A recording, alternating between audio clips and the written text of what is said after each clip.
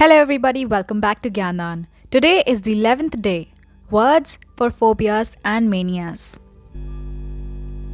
We touched on a number of normal human characteristics in the last chapter.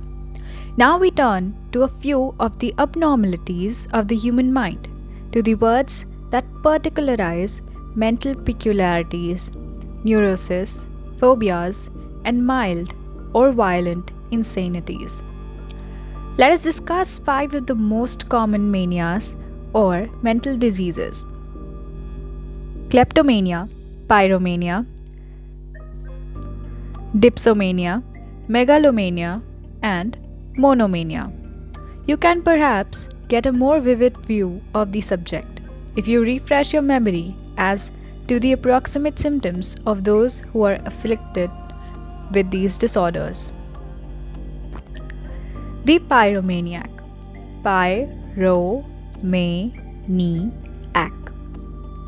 has a strange and morbid passion for fire. He will burn down a house with no slightest sense of malice, but merely because he is fascinated by the flames. A dipsomaniac,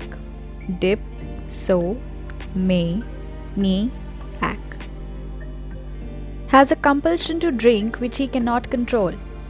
His vice is more than a genial habit, of course. It is a psychological disease and he must drink and get drunk whether he wants to or not.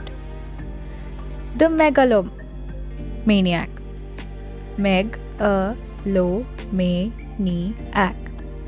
has a conviction that he is Napoleon or Caesar, or that he has enormous wealth, or even that he is God. He is continually obsessed by delusions of grandeur. Number 4. The monomaniac,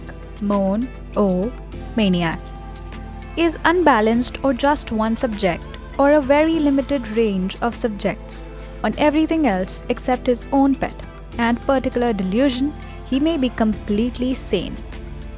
The kleptomaniac, has a compulsion to steal. The victim of this aberration may be wealthy, and the object stolen may be worthless. And moreover, this mentally unbalanced type of person never has any use for the stolen trinkets, nor any plans for their disposal. He just can't help taking them. Please write in each one of the 5 blank spaces the type of mania that is described by each of the following sentences. Pause the video and answer the questions. Let us now look at the answers. Please. Number 1. He can't take one drink and then stop. That is a dipsomaniac. She is mentally deranged on one subject, a monomaniac. Number 3. She is apt to steal any little object that she sees, a kleptomaniac. He imagines he is Hitler, megalomaniac. It is dangerous to leave him alone with matches, a pyromaniac. What's your pet phobia? You haven't any? Don't be too sure. How about you startled turtle habit of ducking under the bedclothes while the lightning crackles? Or your shoulders when a snake crosses your path? Or possibly you edge away from the tops of tall buildings because height makes you feel funny. If you're an average man, you have not 1 but 2.21 phobias. If you're an average woman, you have 3.55 phobias. Well, that's accurate. We will give you a list of the 12 most common ones. We won't ask you to rehearse these words or even try to remember them, as they will hardly ever be useful to you unless you should be a psychiatrist. But some of them might be new to you, and it may interest you to see that each one has a name. Fear of thunder, Cyronophobia,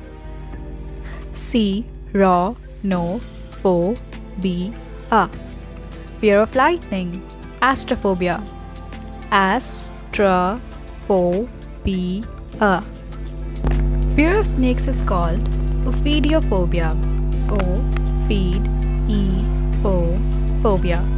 Fear of darkness, nyctophobia. Nyctophobia. Fear of heights, acrophobia. Acrophobia. Fear of fire, pyrophobia, as we just discussed. Fear of water, aquaphobia. Fear of cats. Fear of cats is called ailurophobia. Ailurophobia. Fear of dogs, cynophobia. Cynophobia. Fear of open space, agoraphobia. Agoraphobia. Fear of the number 13. Triskaidekaphobia. Triskaidekaphobia. Fear of closed spaces, claustrophobia. Claustrophobia. Now forget them if you want to. Here are, however, are victims of 4 miscellaneous troubles that have to do with the mind and nerves. The hypochondriac. Hypochondriac is the person who is continually complaining about imaginary ills. A heart flutter means a heart failure. A headache is a brain tumor. An upset stomach means gastric nucleus or cancer. The only real complaint is, of course, a morbid imagination. This trouble is called hypochondria. Next, moving on to the amnesiac. Amnesiac suffers from loss of memory. This usually comes from a blow on the head or some sudden shock. When this happens, the victim's mind becomes a complete blank as to his past. He can neither recall his family nor closest friends. In time, with modern treatment, there is usually a recovery. This disease is called amnesia. The somnambulist. Somnambulist walks in his sleep. He is troubled with somnambulism. The insomniac. Insomniac is suffering from insomnia. That is, he is continually bothered with sleeplessness. Which one of the above sufferers would be most likely to say the following? Pause the video and answer these questions. Let us discuss the answers. What a night! I didn't sleep a wink. An insomniac would say this. Number 2. I walked around the room last night. Why? I was fast asleep. A somnambulist would be saying that. Who am I? I've completely forgotten my name. An amnesiac is the possible person to say this sentence. Number 4. I don't care what doctor says. I know I've got heart trouble. A hypochondriac would say this.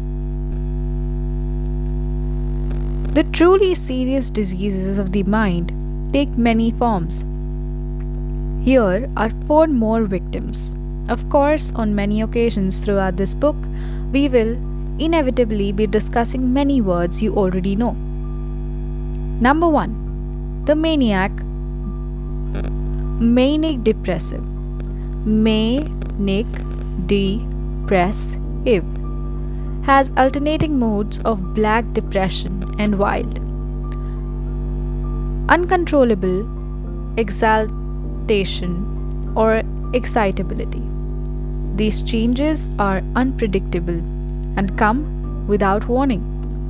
Usually, this type is not dangerous to others. A schizophrenic.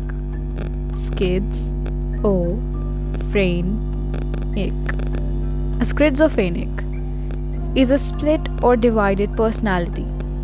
This is one of the commoner types of psychosis.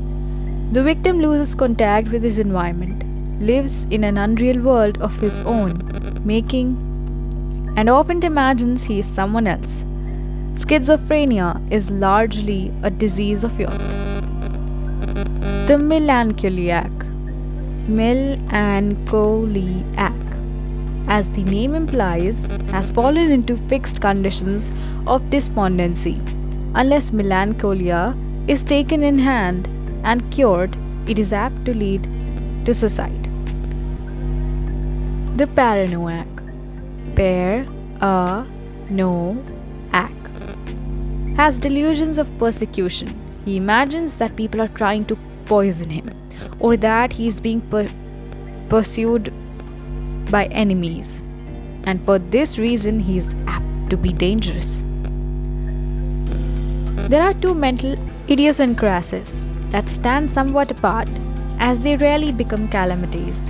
They usually have their origins in childhood.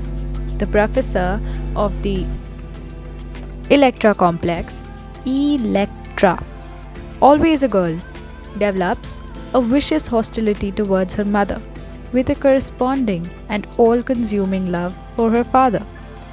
The Oedipus complex, Oedipus, is the male version of this mental disorder.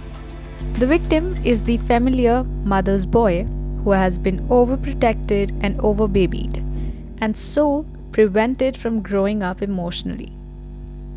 Here there is a strong hatred for the father. These two types rarely marry, or if they do, they often have matrimonial troubles as the girl is always trying to find a husband who is the counterpart of her father, and the boy a wife who has all the virtues of his mother.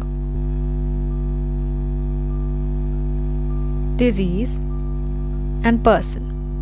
Here is a table which has the name of the disease, its pronunciation, and what the person having the disease is called. Kleptomania. Person having kleptomania is called a kleptomaniac. Pyromania. Pyromaniac. Dipsomania. Dipsomaniac. Megalomania. Megalomania. Megalomaniac. Monomania. Monomaniac. Hypochondria. Hypochondriac. Amnesia. Amnesiac. Somnambulism. Somnambulist. Insomnia. Insomniac. Manic depression. Manic depressive. Schizophreniac. Schizophrene. Oedipus complex. Electra complex. Melancholia. Melancholic. Paranoia. Paranoic. Now that we looked into these words, can you fit the above words into their proper dictionary definitions? Pause the video and answer the questions.